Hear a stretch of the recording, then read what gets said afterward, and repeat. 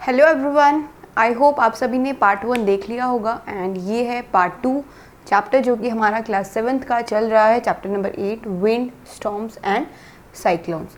इस पार्ट 2 में हम आज देखेंगे कि विंड की जो स्पीड है और एयर जो प्रेशर होता है उसका आपस में क्या रिलेशन होता है एक दूसरे के साथ। एंड सेकंड पॉइंट हम डिस्कस करेंगे कि जो एयर है वो एक्सपेंड कब करती है और एक्सपेंड कब नहीं करती है। सो ये सब केसेस जो है हम इस लेक्चर में डिस्कस करने वाले हैं। आई होप आपको लास्ट जो लेक्चर था वो क्रिस्टल क्लियर हो गया होगा। अगर आपका कोई डाउट है then you can ask your queries in this video also.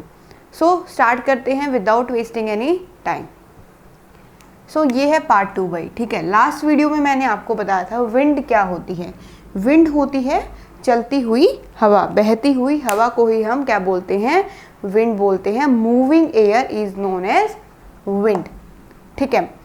अब लास्ट वीडियो में मैंने एक आपको करके दिखाया था कि बोतल के अंदर ब्लो करने पर, हवा मारने पर भी वो बॉल जो है अंदर क्यों नहीं जाती है, बाहर की तरफ क्यों आती है। तो ये जो है हमने करके देखा था। तो इस वीडियो में उसका रीज़न आपको आज पता चलेगा। जो रिलेशन होता है ना विंड की स्पीड का और एयर की प्रेशर का, वो एक दूसरे के इन्वर्सली प्रोपोर्शन होता है। इट मीन्स जहाँ पे विंड की स्पीड ज़्यादा होगी, जहाँ पे विंड की स्पीड ज़्यादा होगी वहाँ पे जो प्रेशर है वो कम हो जाता है, और जहाँ पे विंड की स्पीड कम होगी वहाँ पे प्रेशर बढ़ जाता है। आई होप आपको यहाँ तक जो है पॉइंट्स क्लियर हो गए होंगे। और जो अब मूविंग एयर है वो कौन से एरिया से कौन से एरिया तक मूव करती है, तो वो करती है हाई प्रेशर से लो प्रेशर की तरफ। हाई प्रेशर से लो प्रेशर की तरफ मूविंग एयर जो है चलती है। और इसी के बेस पे हम कुछ एप्लीकेशंस देखेंगे।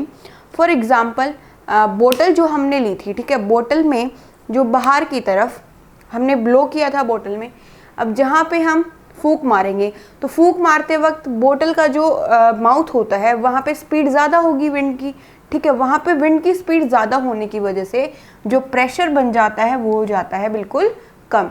लेकिन बोतल के अंदर विंड की स्पीड 0 है, इसीलिए प्रेशर जो है बढ़ जाता है।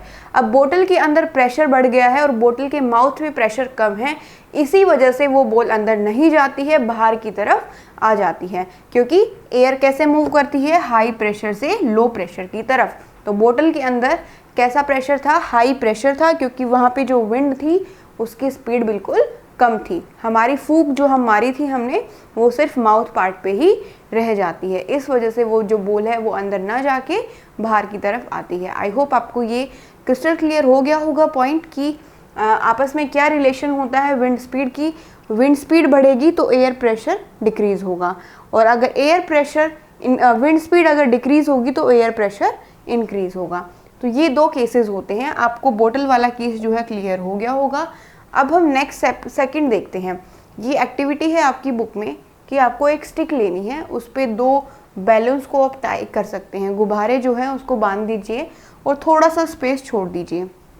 अब आप इन 2 गुब्बारों के बीच में, ठीक है, बीच में आपको फूंक मारनी है, ब्लो करना है। जैसे हमने बोतल में ब्लो किया था ऐसे ही इन दोनों गुब्बारों के बीच में आप ब्लो करेंगे।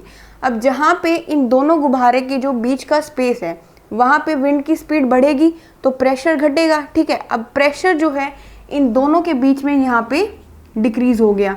क्या हो गया, डिक्रीज हो गया। तो प्रेशर जब डिक्रीज होगा, यहाँ पे प्रेशर डिक्रीज हुआ, ठीक है, लेकिन यहाँ पे जो ये एरिया है इस साइड, यहाँ पे प्रेशर बढ़ जाएगा।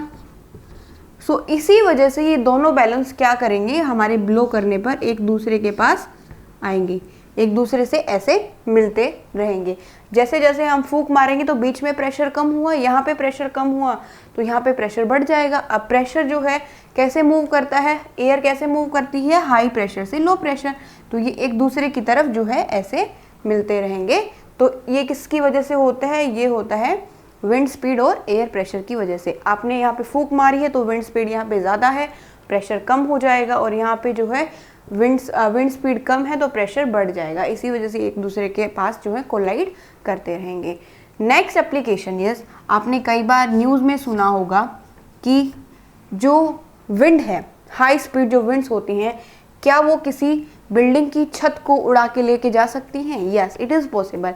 अब ऐसा क्यों है? दो केसेस होते हैं भाई, ठीक है। इसमें होता है एक तो आपको कंसेप्ट क्रॉसिंग, आपने सुना होगा कि घर में जो है क्रॉसिंग होनी चाहिए।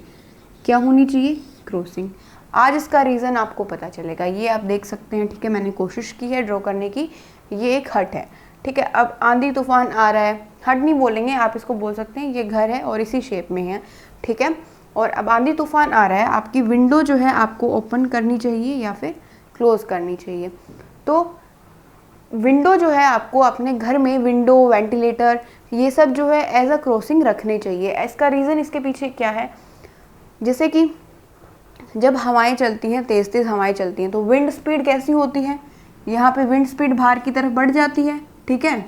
और विंड स्पीड बढ़ेगी तो जो आपकी रूफ है, आपकी रूफ के ऊपर जो है प्रेशर कम हो जाएगा, ठीक है। और अब घर के अंदर, अब इस रूम में अगर बाहर आंधी चल रही है, ठीक है, तो इस रूम की जो रूफ है उसके ऊपर प्रेशर कैसा होगा? कम हो जाएगा। लेकिन अंदर आप पूरा रूम बंद करके बैठे हैं और अंदर जो है विंड भी, जो विंड की स्पीड है वो बिल्कुल ना के बराबर है, तो जो अंदर होगा प्रेशर वो कैसा हो जाएगा? वो बढ़ जाएगा। अगर विंड स्पीड 0 होगी तो प्रेशर बढ़ेगा। अब प्रेशर जो बढ़ेगा वो इस प्रेशर जो रूम के अंदर प्रेशर बढ़ चुका है, ठीक है। तो अब मूविंग एयर कैसे मूव करती है? हाई प्रेशर से लो प्रेशर की तरफ मूव करती है। तो इसी वजह से जो छत होगी, जो रूम के अंदर जो आपकी हवा होगी, वो प्रेशर लगाएगी रूफ पे और उड़ा के लेके जाएगी। तो इसी वजह से जब आंधी तूफान आता है तो हमें सारे डोर्स क्लोज वगैरह नहीं करने चाहिए, थोड़ी बहुत क्रॉसिंग छोड़नी चाहिए, ताकि अंदर भी जो है हल्की हल्की हवाएं आती रहें और अंदर जो है आपका प्रेशर जो है हाई प्रेशर ना बने, प्रेशर जो है मेंटेन रहे बाहर के कंपैरिजन में। आई होप आपको ये पॉइंट क्रिस्टल क्लियर हो गए होंगे कि प्रेशर का, एयर प्रेशर का और विंड स्पीड का क्या रिलेशन है। सिर्फ एक ही रिलेशन है, जहाँ पे विंड स्पीड बढ़ेगी वहाँ पे प्रेशर घट जाएगा और उस वजह से जो एयर होगी वो मूव करेगी हाई प्रेशर से लो प्रेशर की तरफ, ठीक है। ये था पॉइंट। अब हम नेक्स्ट देखेंगे कि जो एयर होती है वो एक्सपेंड करती है ऑन हीटिंग या फिर नहीं करती है। आई होप आपको ये सारे पॉइंट्स क्लियर हो गए होंगे।